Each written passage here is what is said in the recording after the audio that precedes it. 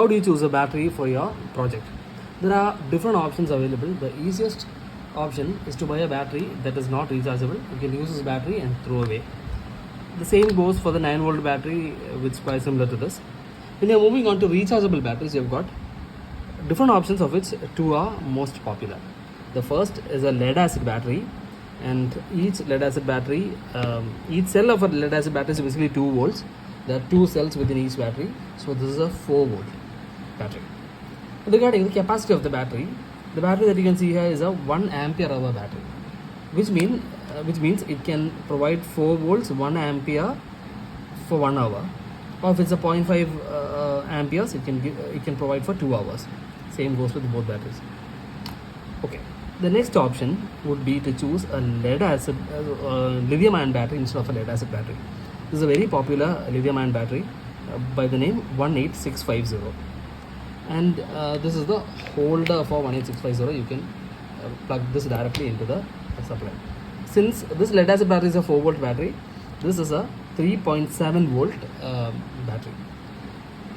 When you're using this battery, you can't directly use this on to circuits, or you can directly power this to charge this battery. You will have to use a circuit which is called a charging circuit. Okay, you can see here, this is a USB-C port. There are two outputs for the 5-volt that you plug in, and you have got 2 terminals for the battery positive and the battery negative. Hope you can see this. Okay, then there are 2 outs where you can directly connect to the load. So the battery goes to these 2 terminals, B plus and B minus, and the load goes to out minus and out plus, and you can use this to charge.